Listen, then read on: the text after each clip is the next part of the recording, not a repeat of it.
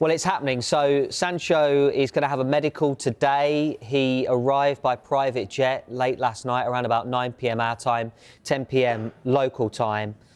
Everything's been agreed. Loan fee, salary split, contractual details. It's all been sorted out. There has been a bit of a delay on that, but we got the green light yesterday during our transfer talk show at lunchtime that this was going to accelerate over the next 24 hours, and now it's probably going to be done in the next day or so. The deal, we're told, could be worth £3.4 million to United. That depends on how many appearances that Jadon Sancho makes and Dortmund's team performance as well. So just waiting for these final few hours to elapse. The medical should go smoothly and then it'll all be announced. Yeah, he's done that sort of classic thing as well of changing his Instagram picture as well, hasn't he? Socks. Like pending. Yeah, what's going to happen here? Flex, look, if he does well, this could work out well for Manchester United. But give us a kind of fan opinion. Where do you stand on everything that's happened and this fallout, everything we've seen over the last few months between him and Erik ten Hag? Yeah, it's been an amazing sequence of events, really, from that Arsenal game and the aftermath of losing that Arsenal game to Erik ten Hag being asked where Jadon Sancho was and why he wasn't there, to Erik ten Hag saying, based on this week's training, we didn't select him, and then Sancho going on a big, strong making a big, strong statement on his social media to suggest that he'd been made a scapegoat and he felt there was other reasons of which he couldn't go into, a real mess.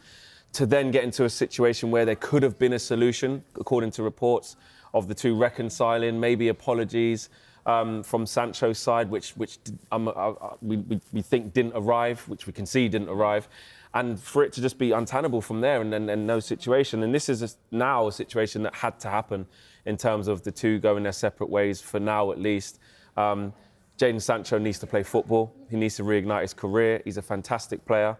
It hasn't worked out at Manchester United. Even before the situation with Erik ten Hag, he hadn't, sort of found his maximum potential, as many Manchester United players hasn't in that time.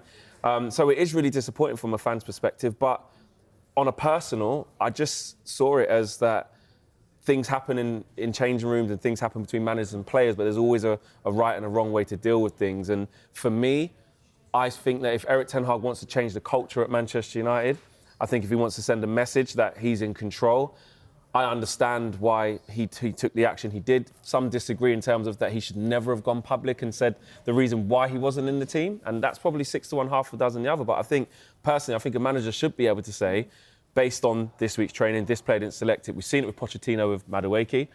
We've seen it with other Premier League players who actually just go and get their head down, and that wasn't the case in this situation, which is sad. But I'm pleased that there's a short-term solution. And that's what it is, a short-term solution until the summer, and it fits best for Sancho and it fits best for Manchester United at this moment in time. I mean, when he signed a couple of years ago, you thought it was nailed on that it was going to work. I know we probably say that about a load of players that Manchester United have signed over recent years, but we almost forget just how good he was at Dortmund. Yeah, I think you're spot on, Emma. I think there was a reason he got that move to Manchester United in the first place. He was one of Europe's most exciting youngsters, and when he got that move, everyone, right, like you say, thought he was going to get to that next level. When you say forgotten how good he was, he never once got below 20 assists in the 3 years for Dortmund before he made that move to Manchester United. And the least amount of goals he got was 13. And that's across, obviously, Europe and the Bundesliga and, of course, the German Cups as well. So that's why he got that move, because his numbers were out of this world. And then coming in, obviously, under Ole Gunnar Solskjaer, we were talking about it with Flex, and that, he came in the same summer as Varane and Ronaldo, and everyone thought that Man United were going to go on and win the league. It's game over. Yeah. And it wasn't quite to be. Varane hasn't necessarily reached the heights we thought he would. We all saw what happened with Ronaldo, and 3 assists is the most he's got at Manchester United. 7 goals came in the season before last season. That's the most goals he's got as well, and we all know what's happened this season. But this is a positive for Manchester United, I think, in a sense that if Sancho goes back to Dortmund and reaches the heights that we all know he can, and he gets his mojo back, then perhaps Man United can then sell him on for a higher fee, and it works for Jadon Sancho as well. He played the best football of his career at Dortmund, and I think everyone, you know, watching football, and Man United fans and fans, they want him to get back to that level. So I think we have forgotten how good he is, but hopefully we see that Jadon Sancho. Yeah. Again. Want him back now? Is that a good enough argument? I convinced you. I mean, but it's there, isn't it? yeah, It's there. and I think, you know, we're talking in hypotheticals a little bit, obviously, but if he goes to Dortmund and starts dropping 10 out of 10s every week, we won't be talking about Manchester United wanting to sell him on.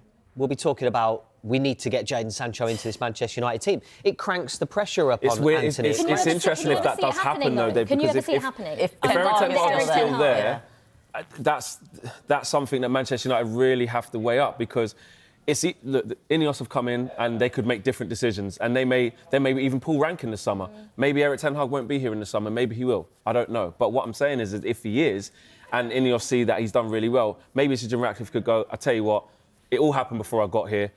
Sort it out. Yeah. But I think that's unlikely if Eric Ten Hag is still at Manchester United. I think the best case scenario is, like what you're saying, is he goes to Dortmund, plays really well.